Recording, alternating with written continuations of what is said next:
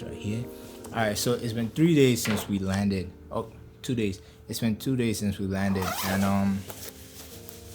I have to say this is the perfect opportunity to share like what I eat in a week, and what better place to do it than on vacation in Nigeria. So if the moment we landed, after we took a nap, the moment we landed, my dad brought us some rice and stew and beans. Not like the beans I eat at home. This is like how do you call it? Pressure cooked beans, but it's not mixed with the stew.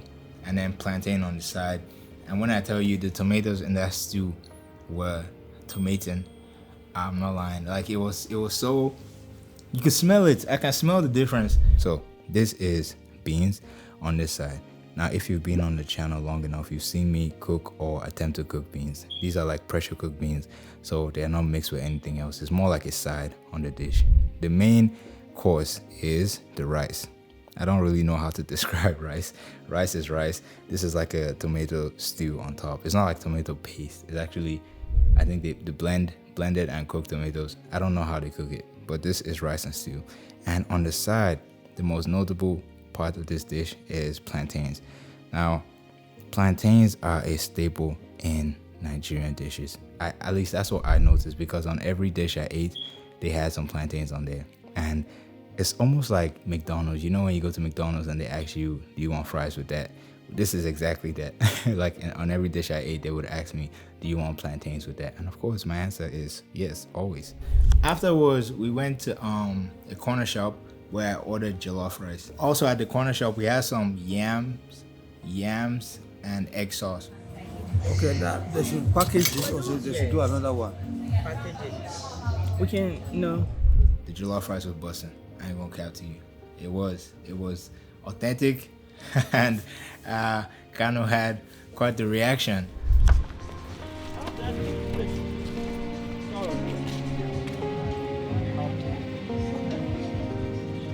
Yeah. The original jollof rice. It was right there. What are you saying? Nah. You won't find this anywhere else. This is probably a bad angle, but if you look very closely at the back right here, you see some rice. That's jollof rice. And then here in the foreground, we have some pulled chicken. And I think I also ordered beef. So there's beef on the side, on these two sides.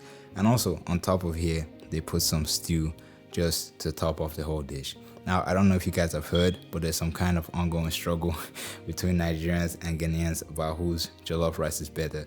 And while I haven't had a chance to look on both sides of the arguments, I think this rice has a compelling point, and that Ghanaian jollof rice would have to actually go above and beyond to convince me. So this is called yam and egg sauce. If you ever go to a corner shop and you want something like this, you would say yam and egg sauce, right? So this is the egg sauce, or like I like to say, egg omelet. Well, it's more like a sauce, because all around here is oil.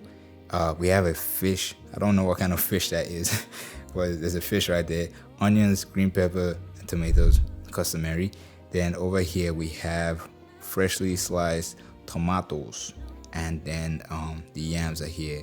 There's like onions, fresh onion slices sprinkled around. You probably can't see it on camera, but they're like sprinkled around the whole dish.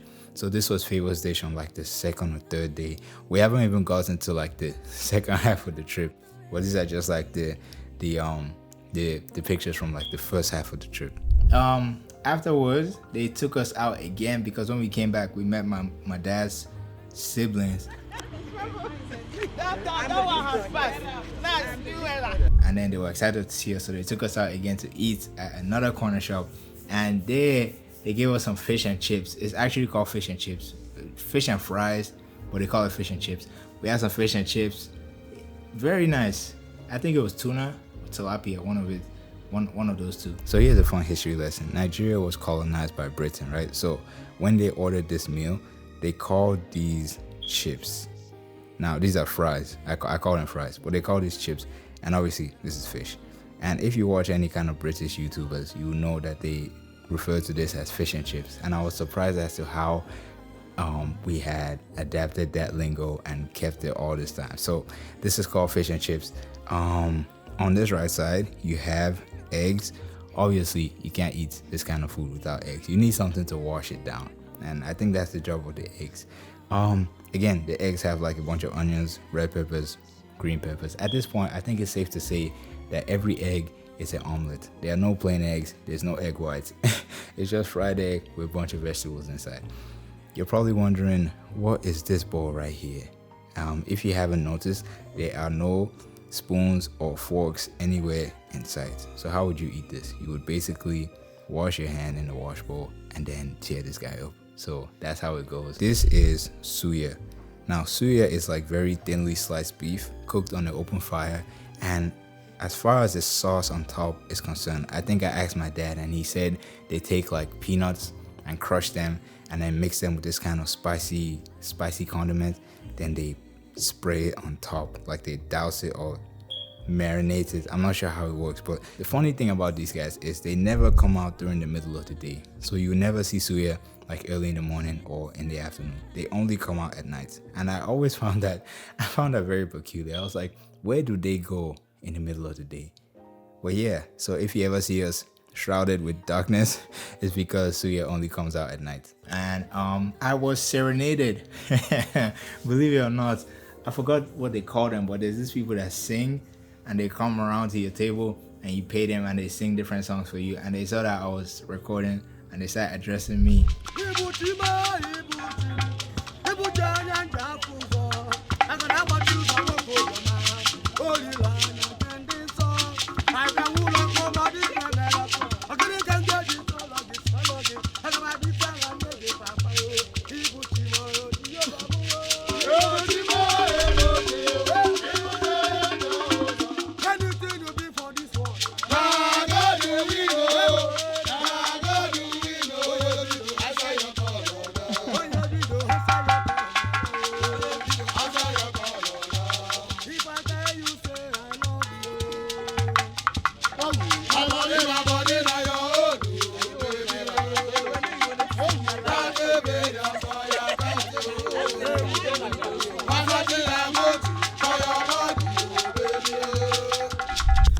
Not been online for 2 days.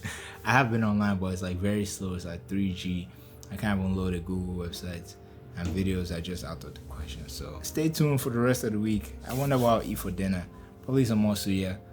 All the food has oil, so much oil. Well, color me blue, then tickle me pink. Who knew that at the brink of the end, life could begin? Alright, so while I was in Nigeria, I ate like a bunch of food, right? I did not have time to document every dish that came my way, but I thought it would be nice to describe some of the most notable dishes that I did eat. And this is a video to do just that. So we will start off with the first dish right here. So this was breakfast on day 2, and you can see all around here, you probably can't see, but all around here is plantains, right? And they're buried under this huge stack of eggs.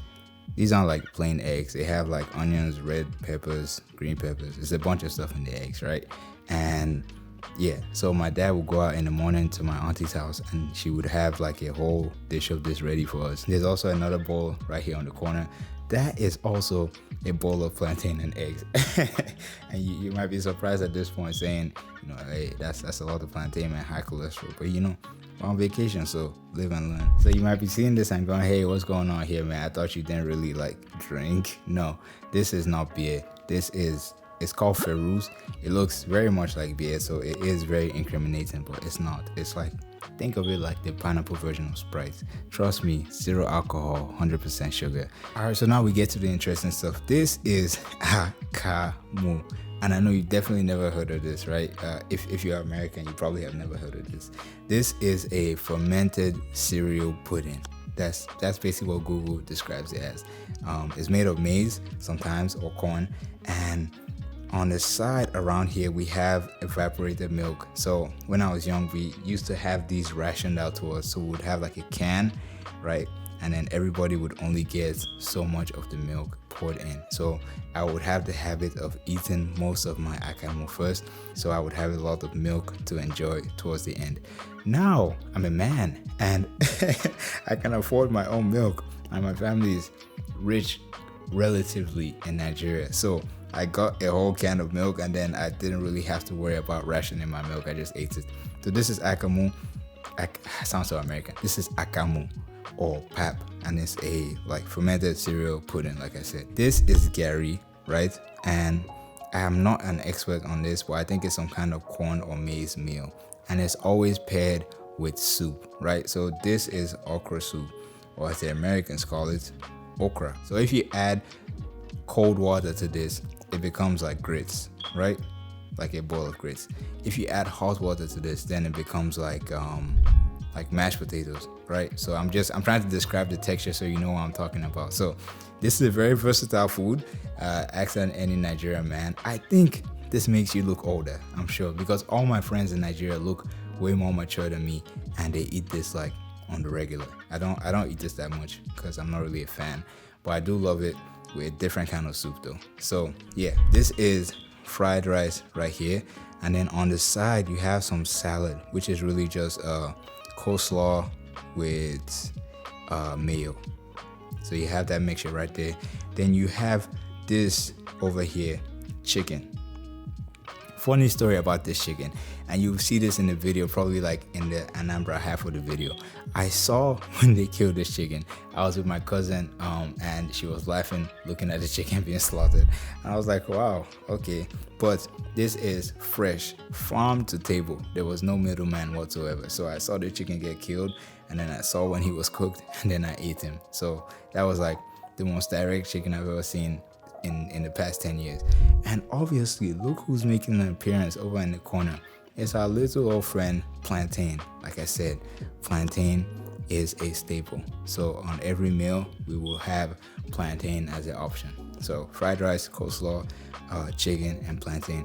This was a Christmas meal, and a very fitting Christmas meal at that. I think I ate like 3 plates of this. All right, so this is an interesting one too. Remember when I said you have Garri and then you always pair it with some kind of soup?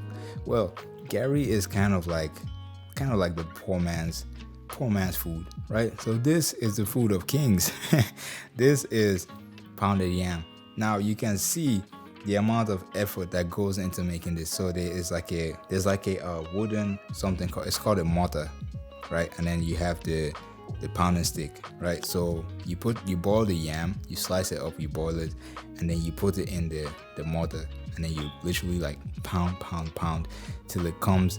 This is the one that actually looks like mashed potatoes, right? I mean, it's literally mashed yams, like mashed potatoes. So this takes a ton of effort. That's why it's not as commonly eaten as Garri. I mean, with technology now, we have like pounded yam. You just add water and it becomes solid. So with technology, it has reduced the effort. But this, like when you eat this, sometimes it does have the lumps, and then it just adds to the whole like experience of eating it. So this was pounded yam. I think you see this later on when we are struggling to get this done. It was very shameful, because even with all my muscles, there was like an old lady that came, and she just like she beat this up, bro. So yeah, there was that. This is pounded yam, and that's about it.